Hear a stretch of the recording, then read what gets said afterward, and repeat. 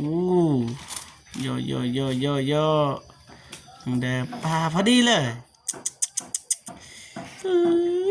เสียงแต่ละโตพี่น้องพอดีเลยแม่พิมพ์นี่ใจจริงแม่พิมพ์ละเอียดๆละเอียดพี่น้องมากแมนบ่ลิปสติกแมนบ่เอาเอาเอาเอาพี่น้องเอาเปิดให้นะเปิดมาไปไอ้ก็เปิดบ่เป็นแล้วบัดนี้เวทแล้วบัดนี้แม่ซาบซึ้งใจแห้งที่แม่พิมพ์หักน้องเดิมเลยมาตลอดขอบคุณเด้อทางแม่พิมพ์ที่สงสารเมตตาน้องเดิมเสือกมาให้เครื่องใส่เครื่องทาเครื่องกินครบทุกชนิดแต่จนจบจนเห็ดเทือนแล้วแต่แม่พิมพ์ก็ยังสวยสปอร์ตโดยมาตลอดขอให้แม่พิมพ์สุขภาพแข็งแรงอย่าเจ็บอย่าจนล้ำรวยเฮงปังเห็ดเรียกการงานอันใดก็ขอประสบความสำเร็จให้อายุมันคนยืนนอนก็ได้เงินหมื่นตื่นก็ได้เงินแสนไปที่ใดก็ไปฮอดจอดถึงมีคนหักคนหอมเด้อแม่ปรารถนาสิ่งใดก็ได้สิ่งนั้นเด้อแม่สาธุ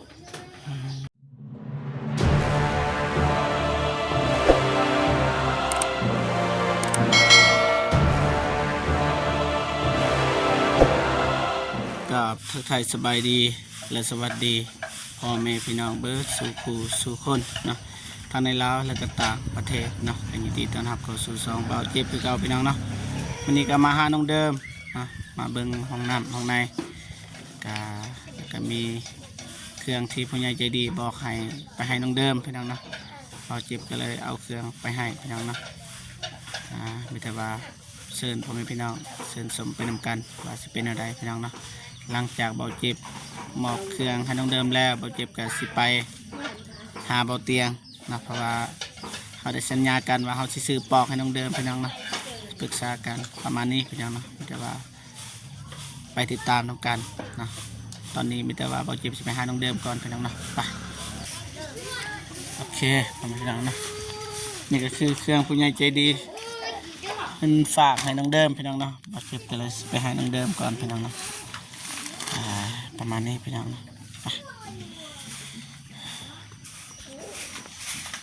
นี่เห็ดเปียกตลอดพี่น้องนะปัดกวดอนามัยพี่น้องดูน้องเดิมคนเดิมคนที่พ่อแม่ได้รู้จักนะดูมันก็ว่าเราเจ็บก็ไปตักทายน้องเพิ่นก่อนน้องนะจะเอาเครื่องมาให้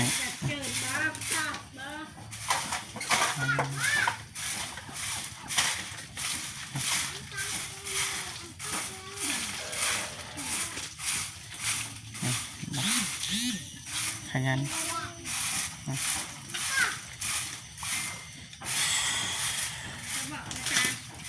ให้น้องเพิ่นปัดก่อนเนาะเพราะว่าสิแล้วพี่น้องเนาะทานแล้วเราสิไปมอบเครื่องแล้วพี่น้องเราสิไปหาเบาเตียงเพราะว่าได้นัดกันแล้วยันว่ามันบ่ทันเนาะเอาจิบกับด่วนเนี่ยนี่นะไปสาแต่สิพยายามไปให้ทันเบาเตียงอะไรบ่อยากให้อายเพิ่นรอถ่าพี่น้องเนาะสิพยายามเฮ็ดให้ไวขี่รถรู้สึกว่าไวแน่มื้อนี้นะรู้สึกว่าขับรถไวเพราะเฮาสิได้เดินทางไปในเมืองอีกไปหาเบาเตียงพี่น้องนะแล้วก็เฮาสิรถนี่สิจอดไว้เรือนเบานุ่งพี่น้องนะแล้วก็สิขี่รถมันอายต่อพี่น้องสบายดีเด้อสบายดีเด้อสบายดีเด้อพ่อแม่พี่น้องใหญ่ใจบุญทุกท่านสบายดีFC พังไทยพังลาวต่างประเทศที่อยู่ในบ้านกับสบายดีเบิร์ดชูสุขคนเด้อสบายดีดีตานหับซองเบาเจ็บซาแนลเห็ดยังอยู่เนาะตัดน้ำไม่ตลอดเนาะแต่ว่าเปื่อนอยู่เด็กน้อยมาลิดลายป่ะโดยน่าเล่น คุมเมอร์ มาลินแล้วก็มากินเป็นภาระน้องเดิมคือเก่าปลาอะไรมาสักน้องเด่นเด้ ทุกคนพักผ่อน พอเนาะให้เตียงเมื่อยเมื่อวานเนี่ยนัดน้องเด่นพี่น้องเนาะนัดไว้ให้เนาะ น้องเด่นจะไทย น้ นา องเด่นเอาไปเท่าหน้าดีแล้วสันคิดว่าน้องเด่นถ้าบ่เจ็บพี่น้องเนาะนี่แหละมื้อนี้ก็สิซื้อปอกพี่น้องเนาะกับบ่เตียงที่มีราสิส่วนกับน้องเด่นแต่ว่าตอนนี้มีบ่เตียงแล้วก็เลย ไปน้ำอายดีกว่าพี่น้องเนาะเพราะว่าอายมีรถใหญ่แน่ก็สะดวกสบายคันไปนน้องเด่นเอาสิยืมรถแค่นี้แล้วพี่น้องเนาะแต่ว่าตอนนี้มีเบาเตียงมาก็เลยโอเคบางทีก็ให้เขามาส่งถ้าเขาบ่มาส่งก็รถเบาเตียงสิบ่ได้นะคิดว่าบ่ได้คือกันแต่ว่าพอเจ็บกับบ่จักสิว่าแต่ว่ารอลุ้นเบิ่งนำกันพี่น้องเนาะปัดสิบ่เว้าแล้วบัดนี้เบิ่งอย่างเดียวพี่น้องเนาะ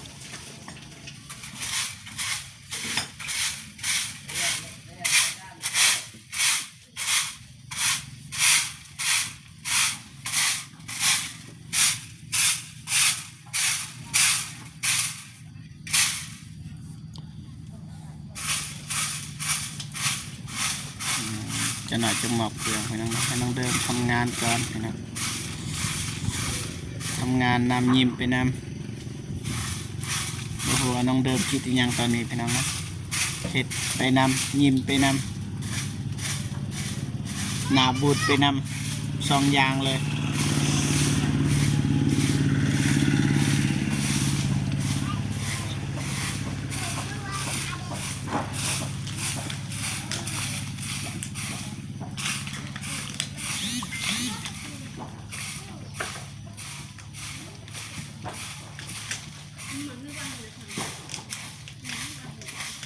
มีเบิดทุกอย่างพี่น้องนะบ้านก็มีไฟก็มีน้ำก็มีเหลือแต่ห้องน้ำพี่น้องนะห้องน้ำสำเร็จถือว่าสมบูรณ์เลยพี่น้องนะแต่ว่าน้องเดิมก็ไปเฮ็ดเวียกหาเงินได้กินข้าวกินน้ำพี่น้องนะแล้วก็หาความมีทุกอย่างเลยเชียงซานเนี่ยก็มีบ่ต้องกังวลว่าสีนอนบ่รับพี่น้องนะบ่มีน้ำกินหรือว่าไฟดับมีเบิดแล้วเนี่ยแต่ห้องน้ำห้องน้ำแล้วก็สำเร็จเลยคนเฮาก็ต้องการสำนันเลยบอกว่าจะต้องการรถขี่ก็ว่ากันต้องการรถขี่บ่ไหว้แล้วบัด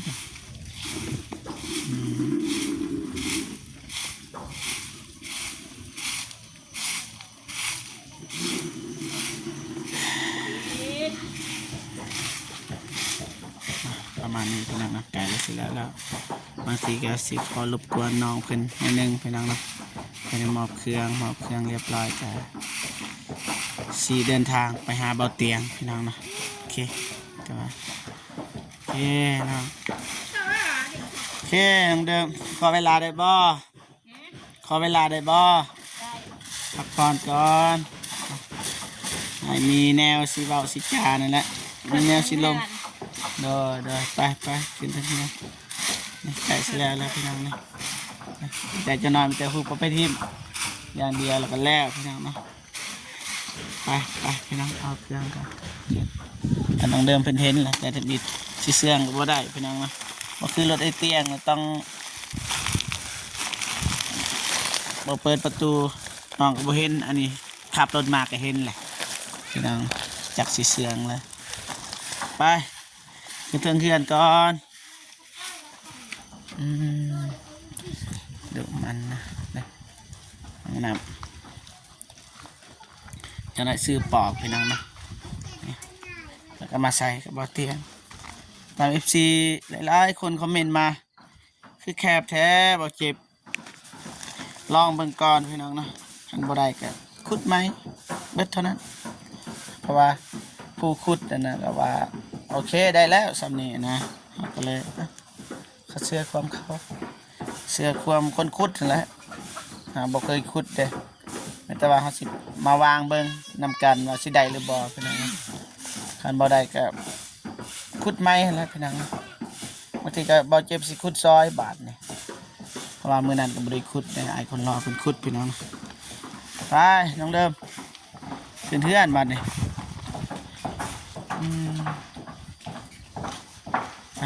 ไปไล่สดเลยพี่น้องทำไล่สดได้ตลอดเนาะเฮือนน้องเดิมจะสิเป็นเฮือนตัวเองเลยพี่น้องเนาะมาตลอดมือเดียวบ่ได้มากสี่โอ้นำเลยพี่น้องจะเป็นได้มากเก่าไปครบสุดน้องเดิมยังที่บ่มีนี่นำในครบหมอนมุงประคมมีเบ็ดนั่งบาน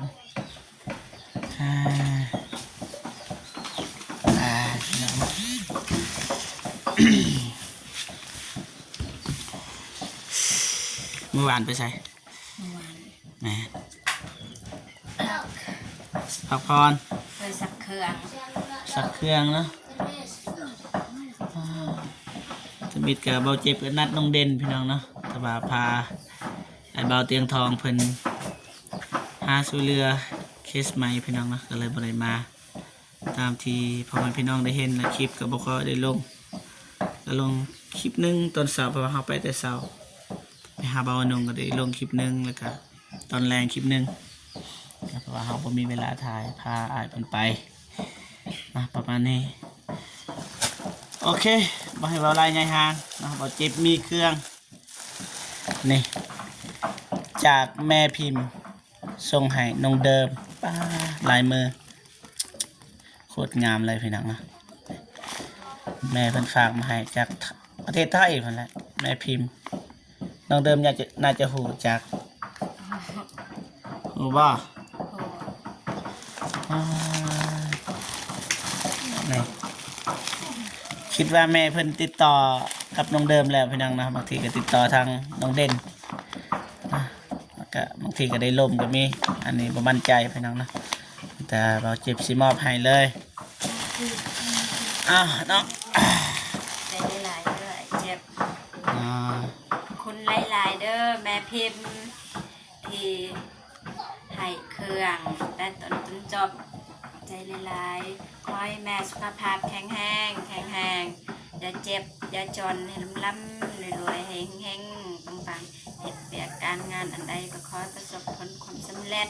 ให้อายุมั่นคนยืนนอนไก่ได้เงินหมื่นตื่นไก่ได้เงินแสนไปที่ใดไก่ไปหอดจอดถึงที่มีคนหักคนหอมปรารถนาสิ่งใดไก่ได้สิ่งนั้นเด้อแม่ขอให้แม่ถือเกล็ดโตเด้อถือคุยแม่บริสุทธิ์คุยแม่พิมพ์เพราะว่ากันไม่แต่ว่าน้องแกะเบิ่งว่ามียังไงแม่พิมพ์มียังแม่พิมพ์หักน้องเดิมก็มีหลายคนอยู่อื่นก็หักแม่พิมพ์กันหักแม่ทุกคนหักแม่ลิ้นนี่แหละหักFCน้ำหักทีมงานน้ำหักผู้ใหญ่ใจบุญทุกทานน้ำแม่ลิ้นรู้จักอยู่บ่ซื้อเต็มแล้วจังไดจื้อบ่รู้จักบ่เกลวลินแม่เกลวลินแม่เกลวลินแม่ลิ้นก็ได้สิเป็นยัง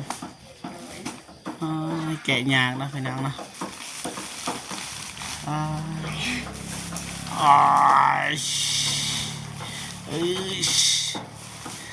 ลำบากแท้แม่พิมพ์นี่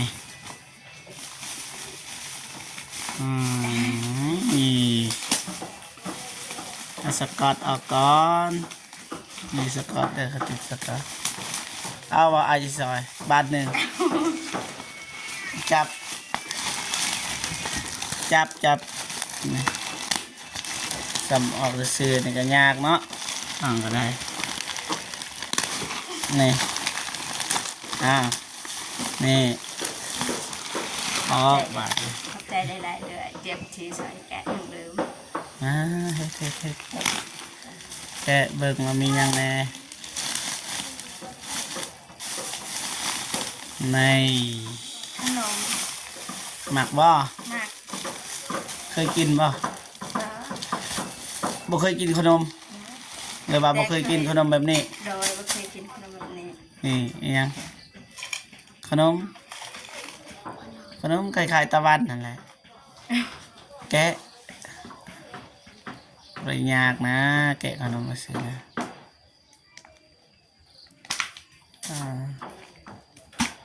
นี่ลองมั้งลองมั้ง ลองกินไอ้เจ็บ เอาลองแล้ว แซ่บ แซ่บ ต้องกิน ได้แล้วบ่เป็นหยังบ่เจ็บเคยกินแล้วแม่เพิ่นก็แบ่งให้แต่บ่เจ็บ ก็ก็ โอ้ อะไรอันนี้ ทาผิวอาบน้ำอาบในแล้วก็ทามันก็หอมได้ตัวนี้เด้มาบ่ให้เบิ่งทางหน้านี่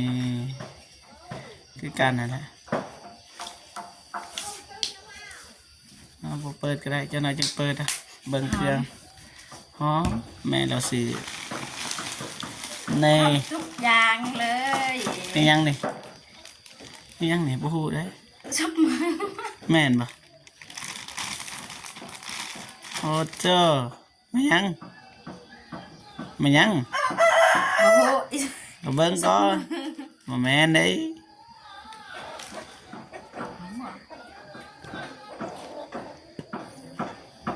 เปล่า ไม่ยัง เรากินเนาะ ไม่ยังเบิ่งดีๆนะออกบ่ได้บ่บ่เจ็บก็บ่ฮู้เลยว่ามันหยังไปเนาะเพราะว่าเฮาก็บ่ได้แกะเบิ่งมามันหยัง เราน้ บ่แม่นติมันหยังฮะ ำโอ้โหเป็นไง เอาไว้บ่ฮู้ก็จะน้อยไว้บ่เจ็บเบิ่งให้ ดีเครื่องเอกเสือ อู้โยทางเดิมปลาพอดีเลยอุ้ยเสียงแต่ละโตวพี่น้อง พอดีเลย แม่พิมพ์นี่ รู้ใจจริง แม่พิมพ์ละเอียด ๆละเอียด พี่น้อง มาก ละเอียดอ๋อมีจดหมายจะน่าจะงานจดหมายเบิ่งเครื่องกันมีจดหมายอีกพี่น้องจอมอนี่ งา พอ ม ดีเลย เสือแต่งงามๆเบิด ปะก่อน เดี๋ยวอ่านไหม บอสจะน่าจะอ่านก็ได้น้ำลังน้องเด่นตัวนี้ยาเอาไปน้ำลังนี่น้องเด่นแต่ว่าแกะก่อนก็ได้ว่าเป็นหยังเอาแกะเลยแต่ว่าหูได้เป็นของน้องเด่นไหน โดย จะนั้นว่าเอาไปใส่น้องเด่นยากปาดเถอะมันยังอยู่ไหน โอ้โห แกะเบิ้งรถไอ้ทายเลยแกะรถมันยังอยู่ไหน อะไรสไพรส์น้องเด่นแม่พิมพ์ เปิดแล้วก็น้องเด่น สาย ใช่ สายกับ โอเคโอเคมันยังนี่ คือซีเมนต์เสื้อ เสือโอ้เสือ มาเสืองาม ป้าพอดีเลยน้องเด่นพอดีปั๊บ ๆดี เล น้อง ย เด่นเลย นี่ งาม นี่พี่นะไปแม่พิมพ์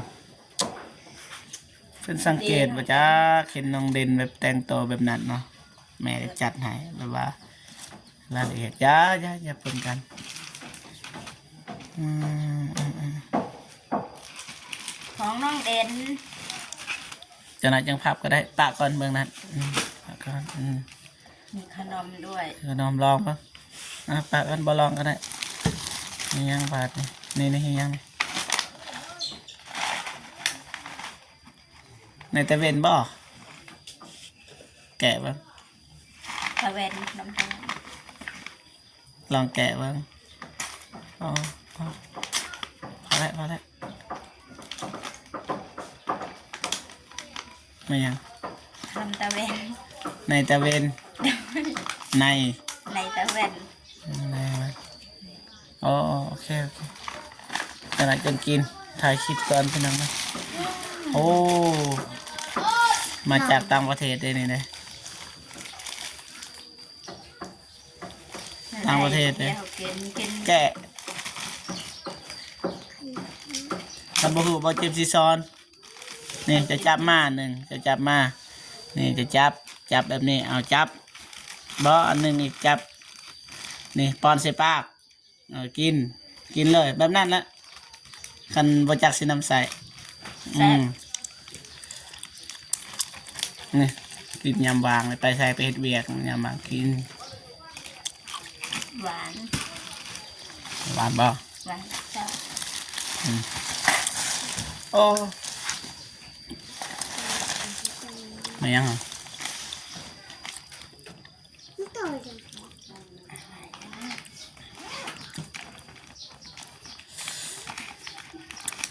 ลายเนาะ หลังลาย จัดหนักจัดเต็มโอ้เสื้ออุ่นมาจากนี่แม่นละ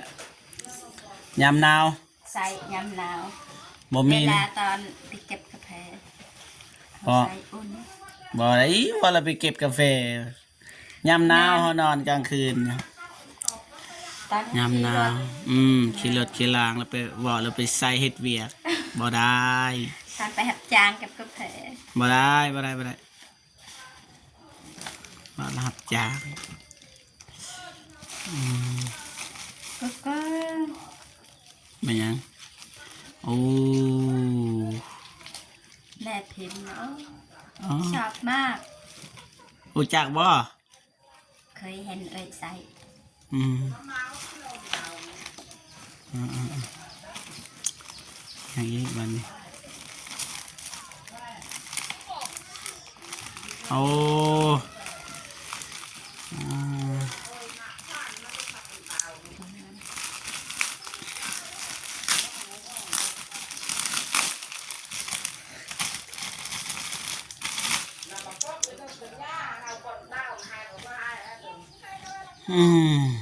นี่ ไอเดีย นี่ไป ครบสุด เข้าวัดเข้าวาได้ โดยสินก็มีแม่พิมพ์ให้เสื้อก็มีแผ่เบียงก็มีครบสุดไปวัด นี่ ฝานี่คนมีทำคะแนนนี่เฉย นี่เปิดเตาเปิดต่อก ระเป๋าเอก เป่าโอ้โจ้โอ้ย กระเจ้านั่นเองจริงครับ มีลิปสติกมี ลองมั้งลิปสติกป้าเจ้ากระเป๋าใส่โทรศัพท์ใส่เงิน ใส่เงิน มีเงินขึ้นมาใส่ลิ เรา ปส ใส่ ติก ลิปสติก ใส่บ่เป็นหยังแม่เราซื้อให้เลยซื้อให้ใส่บ่แม่นซื้อไว้แยงพี่น้องซื้อไว้ใส่ก็ใส่นี่แม่นบ่ลิปสติกแม่นบ่เอา อุ้ยกิน เอาพี่น้องเอา เปิดให้นะ เปิด เปิดมาไป ไอ้ก็เปิดบ่เป็นแล้วบัดนี้เวทแล้วบัดนี้แม่พิมพ์แม่นนั่นนี่แม่นนะแม่นบ่ว่านี่เห็นบ่พี่น้องนี่เอาลงอีกนี่เอาลงอันลงนะเข้าใจบ่ ใช่ครั้งแรกในชีวิตเห็น นี่ ลิปสติก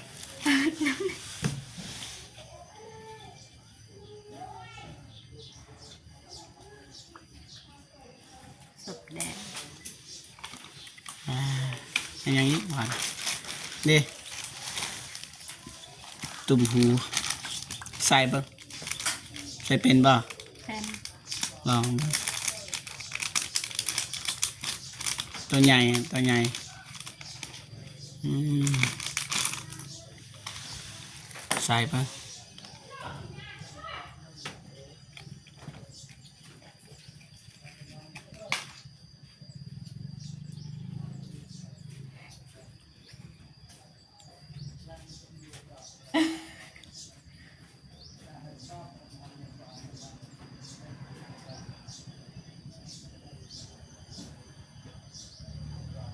นี่น้องเดิมคนใหม่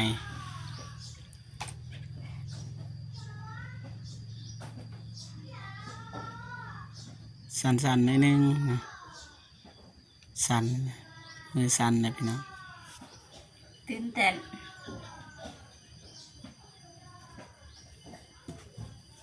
แล้วบอก โอ้ยมันก็งามแล้วเนาะใช่จุดหมาย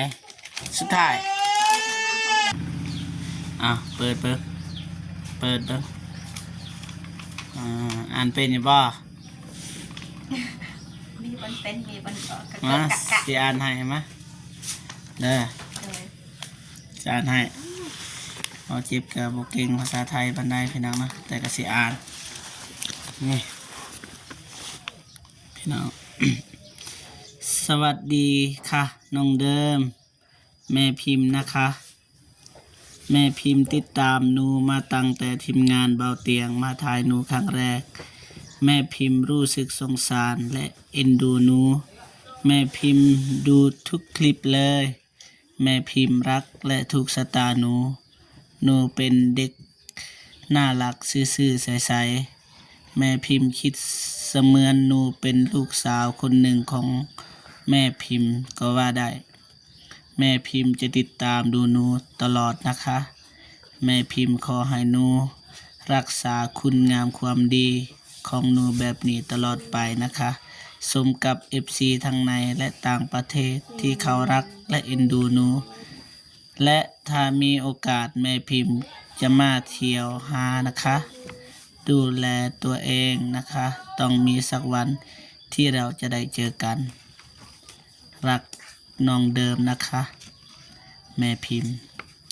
ถ้าหนูมีปัญหาอะไรสามารถติดต่อหาแม่ได้ตลอดเวลานะคะนี่ประมาณนี้พี่น้องนะนี่ประมาณนี้พี่น้องนะโอเคเอาไว้ประมาณนี้พี่น้องนะการมอบเครื่องคองก็ประมาณนี้นะพี่น้องมันบละเอียดหรือว่าจังใดต้องขอโทษขออภัยนะเมตตาให้น้องเดิมขอบอกขอบใจขอบุญขอบคุณแม่พิมพ์คือเก่าหันแหละที่เมตตาสงสารนี่ซื้อเครื่องเต็มไปเลยพี่น้องนะ ซาบซึ้งใจแห้งที่แม่พิมพ์หักน้องเดิมด้วยมาตลอดขอบคุณเด้อทางแม่พิมพ์ที่สงสารเมตตาน้องเดิมเสือมาให้เครื่องใส่เครื่องทาเครื่องกินครบทุกชนิดแต่จนจบจนเห็ดเทือนแล้วแต่แม่พิมพ์ก็ยังสวยสปอร์ตโดยมาตลอดขอให้แม่พิมพ์สุขภาพแข็งแรงอย่าเจ็บอย่าจนล้ำรวยๆเฮงปังเห็ดเรียกการงานอันใดก็ขอประสบความสำเร็จให้อายุมันคนยืนนอนก็ได้เงินหมื่นตื่นก็ได้เงินแสนไปที่ใดก็ไปฮอดจอดถึงมีคนหักคนหอมเด้อแม่ปรารถนาสิ่งใดก็ได้สิ่งนั้นเด้อแม่สาธุ ประมาณนี้พี่น้องเนาะโอเคพอไปพี่น้องเนาะมอบเครื่องน้องเดิมไปทีมห้อยนะตอนนี้เบาจิบก็จะได้เดินทางไปหาเบาเตียงนะพี่น้องเนาะเพราะว่ายานว่าอายพันธาโดนแล้วพี่น้องเนาะยังไงก็ขอบคุณกับคุณแม่พิมพ์ที่เมตตาสงสารน้องเดิมแล้วก็ให้เบาจิบเป็นสะพานบุญในครั้งนี้จังไดก็ขอให้แม่จงมีแต่ความสุขสุขภาพแข็งแรงประสบผลสำเร็จในหน้าที่การงานขอให้อายุมันคนยืน